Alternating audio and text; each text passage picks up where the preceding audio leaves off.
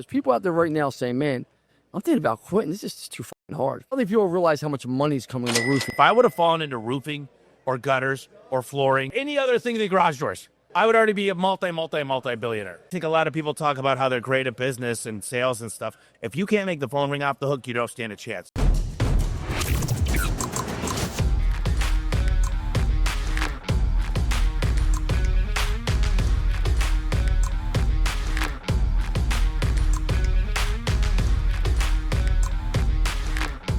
I got my good friend here, Tommy Mello. I wanted you to speak specifically after me because of the Mello effect of me being asked to be your keynote speaker at Vertical Track. You changed my life that day, put me on the trajectory that I'm on. Yes. And if you don't know this guy, probably one of the best men you'll ever meet. His business accolades are great, and they've done everything. He's sold. He's coming to $1 billion. He's on his path there. Do about $250 million this year you're going to do? Yep. About $250 million. Welcome to the Roofing CEO Playbook Podcast. Build it to sell it. We're here to cut through the noise, all the rhetoric, to show you how to build your roofing business, make it profitable, where you make a boat ton of money. And the chart on top, when you're ready to sell, you can sell to a private equity firm and change your family's life. You talked about your mom up there. Can you tell me about the impact your mom has had on your life? Because you started getting emotional. I'm not trying to get you upset here, but your mom, I'd start with that because that really hit me. My mom worked 3 jobs when I was a kid. They got a divorce when I was 7. And she come home with high heels on with blisters on her feet. And I decided when I was a kid I was never going to let money do that, what happened to my family. So, mom gave me enough love. My dad taught me all we do is win.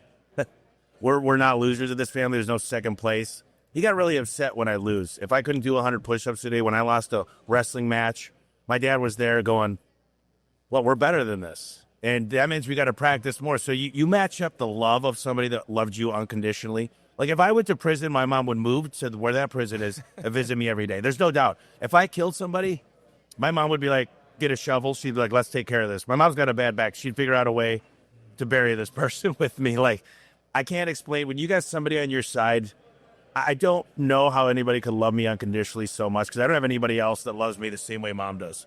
But it's something special. You when I met you, you opened up your business to me. I now do the same thing with shop tours. You never ask for anything. You give so much. Do you feel like sometimes you're on the losing end of that? Especially you have so much success now, so people are even asking you for more. And you never change. You're still the same guy. I text you text me right back. I call you call me. Like, we never distance from your success. I mean, I'm just really blown away. You give so much. Do you ever feel like, man, I'm giving too much sometimes? That's an honest question. I see how much you give. Not a lot of people know this, but when I got HVAC, plumbing, and electrical was all Service Titan did. That's all they did. They were very adamant about only doing that. And I called Ara one day. He got a hold of him on LinkedIn after they said no 10 times. And I said, you put your money on me. I promise you, I will be the garage door company. You don't need a bunch of garage door companies. You just need me. I will have so many technicians. And I said, I'll start a group for garage doors, and I will get everybody on Service Titan. He goes, I can't, man. I'm focused on HVAC, plumbing, electrical. I go, dude, trust me. You bet on me. And he did. And then he introduced me to Tom Howard. He had me go out. He helped me get into Leland, Ken Goodrich, Ken Haynes. I went out to go see Keegan. He got me in every $100 million shop. And they took my phone calls. They let in this stupid little garage door guy in his mid-20s. And I just bought them lunch. I'd read their books. I'd take pictures with them. I'd just sit there and take notes. I'd go in and I never walk in and say, I'm going to be bigger than you one day. I just go in and I say, thank you, thank you, thank you. And the doors open for me. So I feel like I've had to open the doors. It's just like reciprocity. You do that just knowing what kind of effect the people had on me, the success. And they said, listen, I'm going to teach you everything we know because you're not going to ever be a competitor. And these are the Godfathers. And now there's new groups. There's guys like Ishmael and Victor and all these different guys and you. And we're like the next generation. And there'll be a younger generation. And I'm all about that. Pay it forward because people pay it forward to you. I want to ask you this question. You said Service Titan and monkey see, monkey do. I live by that. I came out to your place. We became good friends. When I met you 5 years ago, I knew nothing about roofing, none of it. Yeah. I was a digital marketer. Yeah. Are you surprised how I just took what you did, what Geiger did, and just said, fuck it, I'm going into home services and just start scaling them, selling them? Well, you came in at the right time, dude, because my buddy Keegan got to 8.2 million of EBITDA. They got a 9X. And he actually sold to Apex. And he rolled some equity really well. But through COVID, the multiples went up to an insane amount. Like, I feel like you got in not only the right time, but you had the business acumen. Like, you learned it's called R&D, rip off and duplicate. And you put yourself in with the right people. You started calling, you hung out, like you could have went with the really, really wrong people, but you learned about Travis Rangy and Tom Howard. And you got in with the people that are sincere, they're honest, they don't take advantage of people, and they put other people first, and they realized we could all win. There doesn't need to be a winner and loser. And so you got in with the right people at the right time. You knew how to make the phone ring. This is the number one thing I talk about is like, you could be the best manager of all time. You could know your numbers. You could recruit like crazy. If you can't make the phone ring off the hook, you don't stand a chance. The best marketer will win. Marketing is more important. Marketing is far more important than sales. And marketing is recruiting if you think about it. So I think a lot of people talk about how they're great at business and sales and stuff. If you're not a great marketer, you don't stand a chance. You know, it's funny because this conference, I bought it. Yeah. Because I believe in marketing. My brain, like people don't understand. Like I can't. When I said I'm going to the roofing industry, I'm going all in. I have 9 roofing companies now. We're doing over $100 million. You saw Munz's number our first year, close to $25 million, all retail. And I just said, why wouldn't I market roofing and help change it if I'm going to be in it for the next 5 years? Because I don't think people realize how much money is coming into roofing. Can you talk about why? Because I know you aren't in roofing really, but you love the space and you're a big fan of it. So look. HVAC, plumbing, electrical is $180 billion market cap. Everybody and their brother, I get asked to be on 2 board seats a week. Everybody and their brother, HVAC, plumbing, electrical, HVAC, plumbing, electrical, HVAC. Look, they figured out, Frank Blau, what happened with Nexstar in the late 80s, the people that got in and they started to help each other. Every industry I've met, they can't stand one another. Like HVAC, plumbing, electrical, you go into those groups for the most part, except for the workers. They're there to help each other. And what you look at is average tickets. Right now, HVAC, plumbing, electrical's got a good average ticket. Roofing's better. It's the wild, wild west in roofing, though. Wild, wild west. Look at, people don't understand how to make a profit. But the next biggest thing, and I tell people all the time, if I would have fallen into roofing or gutters or flooring or HVAC or plumbing or electrical or any other thing in the garage doors, I would already be a multi-billionaire. So the reason I freaking love roofing is the average ticket's so much bigger. Like, that's the deal. I've got to run over 20,000 jobs a month. How many jobs do you got to run a month to get to 100 million? Me? I got to run literally 13,000, something like that. No, 1,300. 1,300. You do half as much as me. Yes. And you got to run less than a tenth. Yes. Yeah. It's just, so it's literally it's 1/14 of what I have to run. 1/14. I'll give you a number for Munz already. We're literally on our 3rd day. First year, it's our 15th month of business. Munz alone sold already 890,000 3 days into this month. I mean, just the average ticket is $18,000. It's crazy.